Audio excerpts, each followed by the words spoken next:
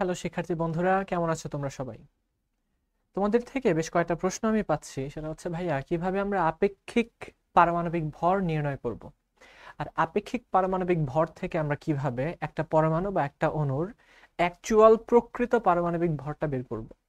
আসলে বলতে কি, আপেক্ষিক এবং প্রকৃত যাই বলো, এগুলো একই কথা, শুধু এককটা আলাদা। বুঝতে পারছো? আপেক্ষিক পারমাণবিক ভরটা আমরা একটা সার্টেন ওয়েতে প্রকাশ করি, আর যখন তোমরা প্রকৃত ভরের কথা বলো, প্রকৃত ভরটা তুমি চাইলে আপেক্ষিক পারমাণবিক ভরের সাথে এএমইউ শব্দটা অ্যাড করে দিতে পারো, অথবা আমাদের পরিচিত গ্রাম বা কিলোগ্রাম এককেও তোমরা প্রকাশ করতে পারো।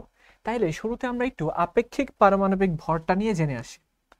খেয়াল করে দেখো, আমি শর্টকাটে লিখি আপেক্ষিক পারমাণবিক ভর, অর্থাৎ আপেক্ষিকভাবে আমরা প্রকাশ করব পারমাণবিক ভরটাকে। আপেক্ষিকভাবে শব্দটা বুঝেই শুনেই তোমরা মনে করবা যে কারোর সাপেক্ষে আমরা এটাকে প্রকাশ করব। ধরো যে তোমাকে বললাম বাজার থেকে 5 কেজি চাল কিনে নিয়ে আসো। এখন 5 কেজি তুমি কিভাবে বুঝলা যে ভাইয়া এখানে 5 কেজি চাল আছে? এটা বোঝার জন্য একটা টেকনিক হচ্ছে, বা এটার কৌশলটা হচ্ছে, আমরা সবাই যেটা করি, 1 কেজির একটা বাটখারা আমাদের প্রত্যেকেরই স্ট্যান্ডার্ড হিসেবে সেট করে দেওয়া আছে, তাই না? সবাই আমরা ওটাকে স্ট্যান্ডার্ড হিসেবে মেনে নিই। তো 1 কেজির একটা বাটখারা যতটুকু ওজন দিবে, আমাদের 5 কেজি তার 5 গুণ দিবে, তাই কি না? তার 5 গুণ ওজন দিবে। তো সেম ভাবে আপেক্ষিক পারমাণবিক ভরের জন্য ওই বাটখারার মতো আমাদের একটা বাটখারা লাগবে। বুঝতে পারছো?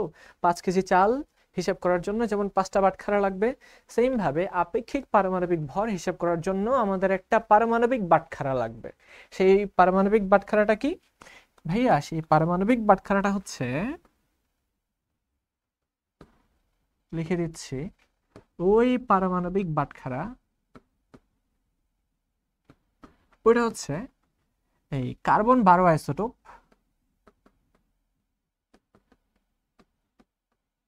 এটার যে ভর, এর ভরের 12 ভাগের 1 ভাগ। কার্বন 12 আইসোটোপের ভর যতটুকু, এই ভরের, তার নিজের ভরের 12 ভাগের 1 ভাগের যতটুকু ভর হয়, ওটাকে আমরা একটা স্ট্যান্ডার্ড বাটখারা হিসেবে ধরে নিছি।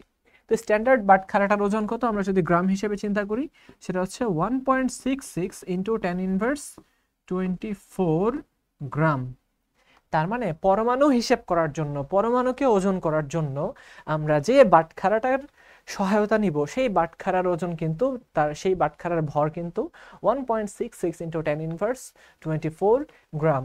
ওটাকেই বলা হয় 1 অ্যাটমিক মাস ইউনিট। এই 1 অ্যাটমিক মাস ইউনিট, এটাকে আমরা একটা পারমাণবিক বাটখারা হিসেবে চিহ্নিত করব। ঠিক আছে? এই বিষয়টা কিন্তু বেশ সহজ। এখন তুমি 5 কেজি চাল আনার জন্য যেরকম 5টা বাটখারা লাগবে, 10 কেজি ডাল আনার জন্য যেমন 10টা বাটখারা সমান পরিমাণে বস্তু লাগবে, সেম ভাবে আমরা দেখব আপেক্ষিক পারমাণবিক ভরের ক্ষেত্রে যে কোন একটা পরমাণুর ভর এই বাটখারার কত গুণ, এই বাটখারার কত গুণ, সেটাকে আমরা বলি আপেক্ষিক পারমাণবিক ভর। অর্থাৎ আপেক্ষিক পারমাণবিক ভর সমান কোন একটি পরমাণুর প্রকৃত ভর, কোন একটি পরমাণুর প্রকৃত ভর ডিভাইডেড বাই এই যে পারমাণবিক বাটখারা, অর্থাৎ কার্বন 12 আইসোটোপ ভরের 1/12 ভর, 1/12 ভর। এখন তোমাকে আমি বললাম যে ভাইয়া, তুমি যে 12 কেজি ডাল আনছো, ওই 12 কেজি ডালটাকে তুমি যদি একটা বাটখারা দিয়ে ভাগ করো, একটা বাটখারা দিয়ে যদি তুমি ভাগ করো, তাহলে কি পাবা? 12 পাবা না? অর্থাৎ 1 কেজি ওজনের বাটখারাটা যতটুকু ওজন দেখায়, আমাদের ওই যে যতটুকু আমি ডাল আনছি, এতগুলা ডাল আনছি, এই এতগুলা ডাল ওই 12টা বাটখারা সমতুল্য। খুবই সহজ কথা, কিন্তু এতটুকু ডাল যতটুকু ভর ধারণ করে, সেই ভরটা হচ্ছে ওই একটা বাটখারার 12 গুণ। তার মানে এই আপেক্ষিক পারমাণবিক ভরটা এই অ্যাটমিক মাস ইউনিট বা পারমাণবিক ভর একক যতটুকু ভর দেখায়, তার কত গুণ সেটাকে নির্দেশ করে। তাহলে সেই হিসেবে তুমি বুঝতেই পারতেছো কত গুণ যেহেতু প্রকাশ করতেছে, অর্থাৎ 5 টাইমস, 10 টাইমস, 20 টাইমস, তাই না? তো এর কিন্তু কোনো একক থাকবে না। অর্থাৎ এই পারমাণবিক ভর, এর কোনো একক নাই, কারণ এটা কত গুণ সেটাকে প্রকাশ করতেছে। দ্যাট মিন্স তুমি যদি এবার প্রকৃত ভর বের করতে চাও তাহলে কিন্তু আপেক্ষিক পারমাণবিক ভরের সাথে এই যে অ্যাটমিক মাস ইউনিট এটাকে গুণ করে দিলেই হয়ে যাবে। এবার প্রশ্ন হচ্ছে যে ভাইয়া আপেক্ষিক পারমাণবিক ভর কোনগুলা? এই আপেক্ষিক পারমাণবিক ভর তোমরা পর্যায় সারণীতে যে ভরগুলাকে দেখো, যেমন হাইড্রোজেনের ক্ষেত্রে আমরা জাস্ট এটা পরমাণু নিয়ে কথা বলি, এটার ক্ষেত্রে আমরা দেখি যে 1, হিলিয়ামের ক্ষেত্রে আমরা দেখি যে 4, লিথিয়ামের ক্ষেত্রে আমরা দেখি যে 7, বেরিলিয়ামের ক্ষেত্রে আমরা দেখি 8, বোরনের ক্ষেত্রে আমরা দেখি 11, কার্বনের ক্ষেত্রে আমরা দেখি 12। ভাইয়া এগুলা হচ্ছে আপেক্ষিক পারমাণবিক ভর, অর্থাৎ আমাদের এই যে 1.66 × 10⁻²৪ এটাকে একক ধরে নিয়ে এর 12 গুণ হচ্ছে কার্বনের ভর, 11 গুণ হচ্ছে বোরনের ভর, 8 গুণ হচ্ছে বেরিলিয়ামের ভর। এই জন্যই দেখবা কি এই পর্যায় সারণীতে ভরের পাশে কোনো একক দেওয়া থাকে না। আশা করি বোঝা গেল।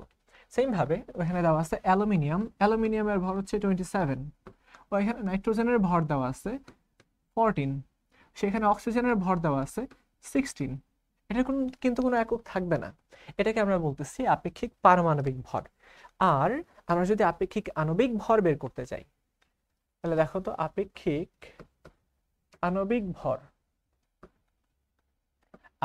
আণবিক ভর বের করার জন্য আমাদের সহজ কাজ, আপেক্ষিক পারমাণবিক ভরকে ওই অণুর মধ্যে যতগুলা পরমাণু আছে পরমাণুর সংখ্যা, প্রত্যেকটা পরমাণুর ভরকে সেই পরমাণুর সংখ্যা দিয়ে গুণ করে দিলেই তুমি পেয়ে যাবা আপেক্ষিক আণবিক ভর। যেমন আমি সালফিউরিক অ্যাসিডের ভর যদি তোমাদেরকে বের করে দেখাই, সালফিউরিক অ্যাসিডের মধ্যে আমরা দেখতে পাচ্ছি হাইড্রোজেন আছে 2টা, তাই হাইড্রোজেনের নিজের আপেক্ষিক পারমাণবিক ভরকে 2 দ্বারা গুণ করে দিলেই তার ইয়েটা পেয়ে যাব।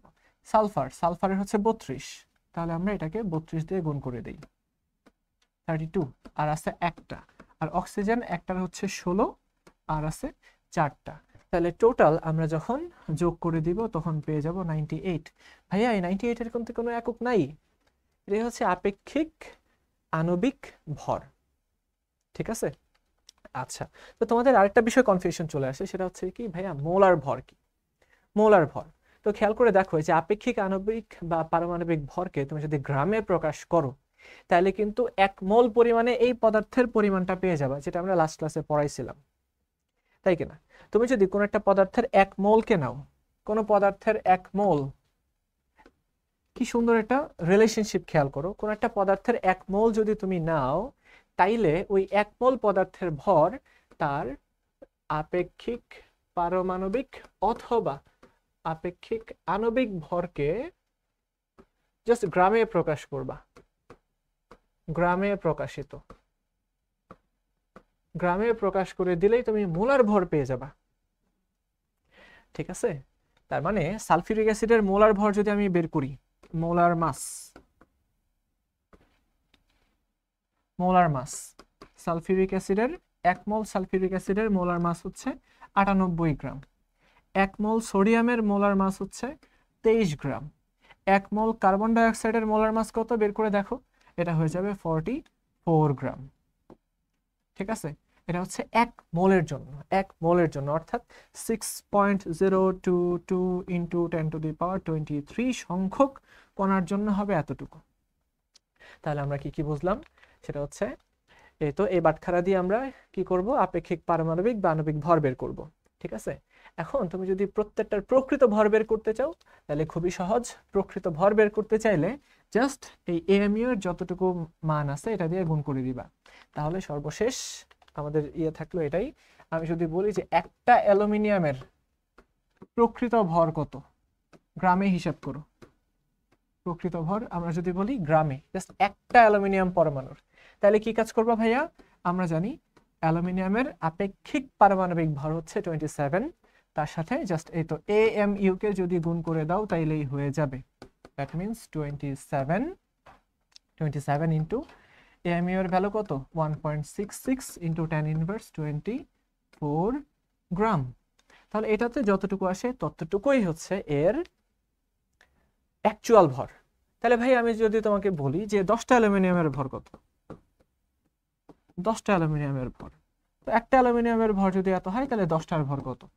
আমি যদি বলি যে 1 মোল অ্যালুমিনিয়ামের ভর কত, 1 মোল অ্যালুমিনিয়াম এর ভর কত, তাহলে কিন্তু ভাইয়ারা তোমরা একদম একদম এই 27 গ্রাম পেয়ে যাবা। 27 গ্রাম। জিনিসটা এতটাই সুন্দর, প্রত্যেকটার মধ্যে একটা কানেকশন আছে। তো আশা করি এই জিনিসটা তোমরা ধরতে পারছো যে আসলে আপেক্ষিক পারমাণবিক এবং আপেক্ষিক আণবিক ভর কি, এবং এটার কোনো একক নাই কেন, তারপরে সেটা থেকে তুমি কিভাবে মোলার ভর বের করবা, তাই না? এটা আমরা বের করলাম। তারপর আমরা দেখলাম যে কিভাবে প্রত্যেকটা পরমাণু বা অণুর অ্যাকচুয়াল ভর বের করতে হয় গ্রাম এককে। তো অ্যাকচুয়াল ভর বের করার জন্য তার যে আপেক্ষিক ভরটা আছে তার সাথে এএমইউ অ্যাড করে দিলেই হবে। এএমইউ মানে হচ্ছে অ্যাটমিক মাস ইউনিটে তার প্রকৃত ভর, আর অ্যাটমিক মাস ইউনিটের ভর কত, 1.66 × 10⁻²4 গ্রাম। তাহলে সর্বশেষ খেয়াল করে আরেকটা উদাহরণ তুমি লিখে ফেলো, সবাই একটু লিখে ফেলো। যদি বলা হয় যে ভাইয়া একটা সালফিউরিক অ্যাসিডের প্রকৃত ভর কত, একটা সালফিউরিক অ্যাসিডের, এটা অনেকভাবে বের করা যাবে। তুমি চাইলে মোল সংখ্যা দিয়ে বের করতে পারো, তুমি চাইলে এই অ্যাটমিক মাস ইউনিট দিয়েও বের করতে পারো। কিভাবে? এটা দেখো, তার ভর ডাব্লিউ সমান হচ্ছে আমরা জানি আপেক্ষিক আণবিক ভর 98, এটার কোনো একক থাকে না। কিন্তু তুমি যদি এএমইউ কে গুণ করে দাও, এএমইউ, তাহলে প্রকৃত ভর পেয়ে যাবা 98 × 1.66 × 10⁻²4 গ্রাম, এটা। অথবা তুমি চাইলে মোল দিয়েও বের করতে পারো। আমরা জানি মোল সংখ্যা m সমান হচ্ছে n/na সমান w/m। তাহলে একটা সালফিউরিক অ্যাসিড অণুর ভর যদি আমরা বের করতে চাই, w সমান হচ্ছে গিয়ে n/na ইন্টু আণবিক ভর m। তো n হচ্ছে যে একটা, এটা হচ্ছে 6.022 ইন্টু 10⁻23 ইন্টু m হচ্ছে যে 98 গ্রাম পেয়ে যাবা। তো এই হচ্ছে ওভারঅল বিষয়টা। তুমি চাইলে মোলার ভর, আণবিক ভর, আপেক্ষিক আণবিক বা পারমাণবিক ভর সহজেই বের করে ফেলতে পারবা। তো ইনশাল্লাহ এরকম আরো টপিক নিয়ে হাজির হব। সবাই ভালো থাকো, সুস্থ থাকো। আল্লাহ হাফেজ।